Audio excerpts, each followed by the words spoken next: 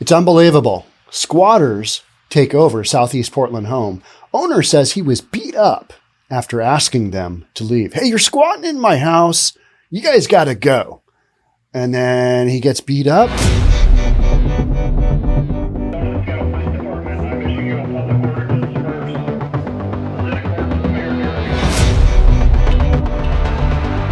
All right, so this is a story that so many of you have sent to me that I just had to read it. I mean, I'm going to read it anyway, right? You got squatters, you got Portland, you've got real estate, you've got a situation. We're talking about that. Let's jump into it.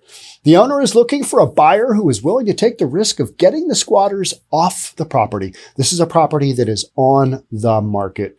So when you see like the realtor.com and you see the little comment, all right, the new buyer has to take on the responsibility of the existing occupants, meaning they're not even tenants because they're straight up squatters. They have no tenancy that we can see. Now, there's a few things in this article and in this situation that raise some red flags to me. We're going to talk about those as well. All right, so let's take a peeky here. The owner of a home in Southeast Portland is trying to sell the property, but says that he can't, ever since some strangers moved in and refused to leave. So if you've got a tenancy situation that goes to where they're no longer paying, that is a different situation than straight up squatters. So you've got trespassing, somebody kind of trying to come in, but once they get in and take occupancy, you know, possession is 9/10 of the law. It becomes really tricky because the police are like, all right, we don't know. We don't know who has the lease, who has the physical rights to be in this property. We're going to let you guys work that out in court. And when they get a written notice from the court, that's when the sheriff goes out and basically evicts them.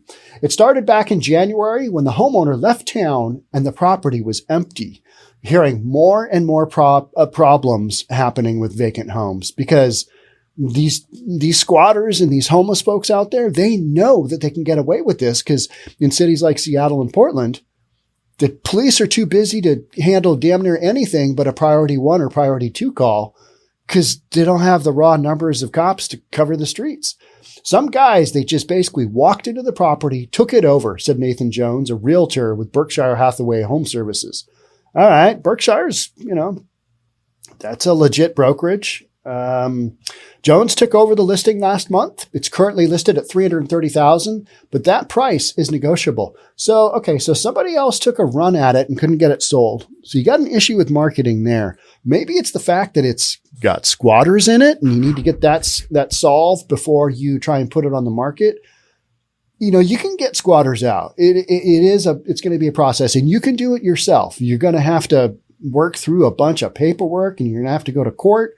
And you're going to have to hang in there and be super, you know, you're going to have to be on it, or you can hire an attorney.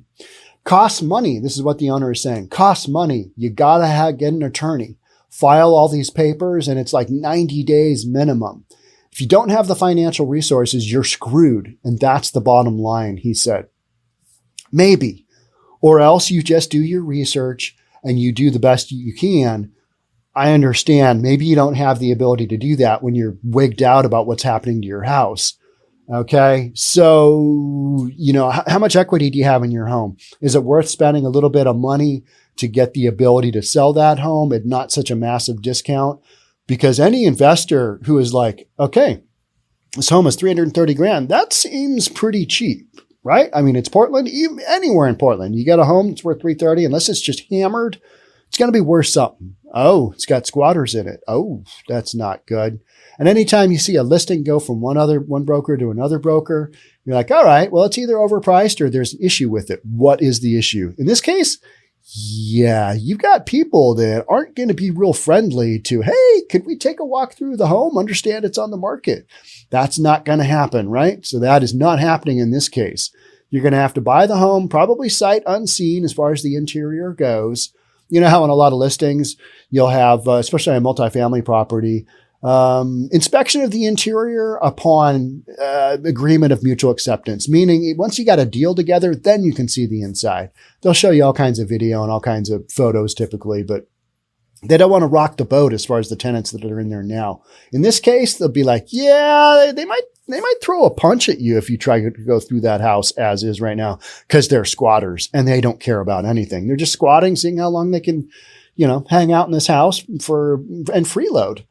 The homeowners didn't want to talk with KGW on camera for fear of retaliation from those living at the property. Over the phone, he claimed that when he asked them to leave this winter, the squatters beat him up, sending him to the hospital. He hasn't been back since, but still pays $1,500 a month for his mortgage. All right, is there a police record that indicates that? Because if I got beat up, I would be calling the police. That is a police issue. Assault? Yeah. So there's something here that doesn't quite add up. It's just, I'm not 100% convinced. Let's just say that. I mean, all he wants to do is sell, and he can't do it, said Jones. Things that go through my mind is, all right, there's some kind of beef going on. They did have some kind of relationship. He got his ass handed to him. I get it. He doesn't want to go back, but he still owns the home. He's claiming they're just squatters. They're not paying any money. All right. But there is some kind of relationship that has happened there. Because if we don't have a police report, all right, what's the dealio? You know what I mean? Just what's the dealio? Maybe he just didn't want to call the police for whatever reason. If I get beat up by somebody and I'm innocent, yeah, I do call the cops, knowing that, not a lot's going to happen. This is Portland after all, and they are stretched thin. So, all he wants to do is sell and he can't do it. The homeowner has called police in the city to help evict the squatters, but said he hasn't received any help. Well, because most of the time the police are going to go out and go, all righty, this is a civil matter. You're going to have to work your way through the court process. That's how this goes. As for those living in the neighborhood, they've learned to keep their distance from 5256 Southeast Flavel Street, because that is not a house that you want to mess with at this point in time. One of the neighbors says, if I'm going to go up there, I would want to have some cops with me. How about just a big dude with a gun? How about that? How about a member of a motorcycle club? I think that'd do it, right?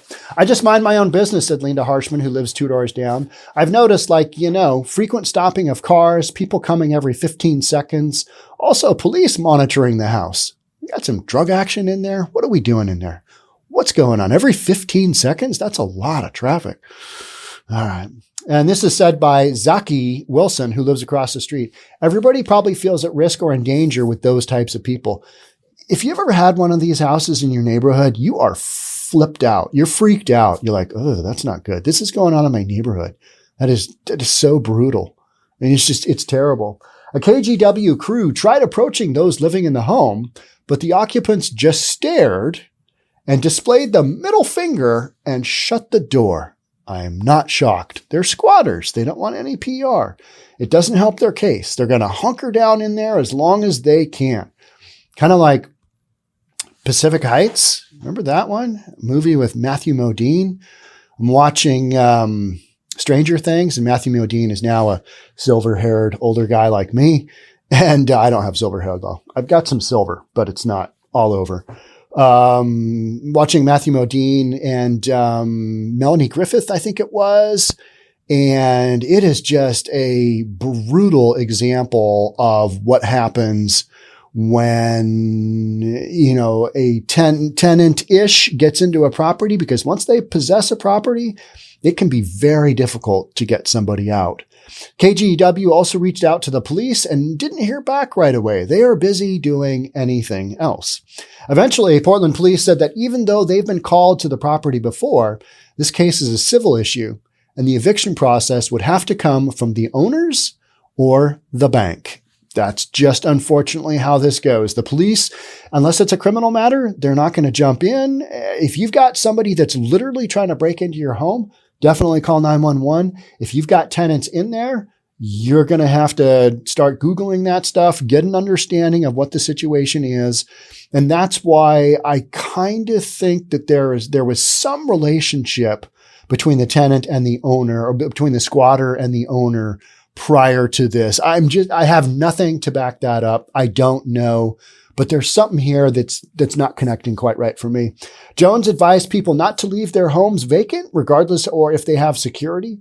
He said it's just becoming all too common that people break in and never leave. We have seen that multiple times. It's brutal, especially on homes that are slated for demolition. See that fairly often. They can see that there's a permit, a demolition permit. They know a new home's going up. Hey, we'll just live in this for as long as we can, and we'll just kind of see what happens. So what do you do if somebody breaks into your home and starts squatting there? All right. So if you can't afford an attorney, you know what? The best thing to do is probably bring in an attorney. If you have any kind of equity in this home at all, tap that equity and hire an attorney.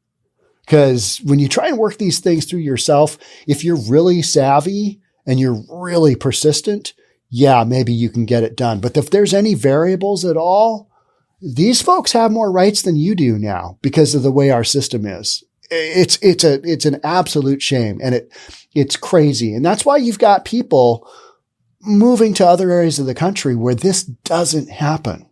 It just doesn't happen. You don't have the ability for somebody to just take over somebody else's house. And oftentimes what will happen is law enforcement will say, yep, I know who owns this house. Yep. You know, in those kind of communities, you guys are out of here. Boom, gone. And it's done. Community like Portland, where the cops, their hands are basically literally behind their back on so much of this stuff, they're going to say, hey, this is a civil issue and you are basically on your own. So do whatever it takes to get an attorney, reach out to whatever free services you can come across.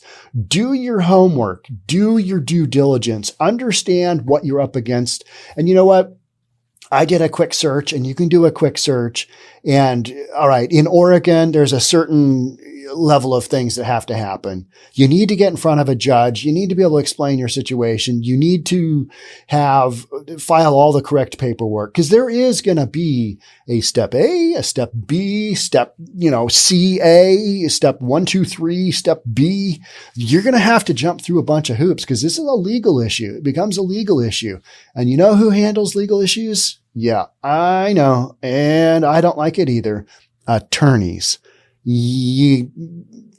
Best bet is to have an attorney. And again, if you can't afford it, figure out a way where you can. If you own a home and it's in Portland and you haven't bought it like yesterday, you've probably got some equity. Even if you go to a hard money lender, make that happen. Just figure out a way to get that money to cover the attorney's fees, because then you can control your asset, because you've probably got a bunch of money tied up in that home as equity. And I'd hate to see you lose that. So do whatever it takes is basically the bottom line here. I think there is more to this story. I am just not entirely sure what that looks like or, what the deal is. But as this story keeps going, I mean, this has been a big one. It's kind of hit. And I think we will have more information on this down the road. So make sure you subscribe to News for Reasonable People. Hit that notification bell, because we're still dropping 2 videos a day, Monday through Friday, 1 on Saturday, 1 on Sunday. And thanks for being here. All right. I'll update you this story as information becomes more readily available. Talk then. Bye for now.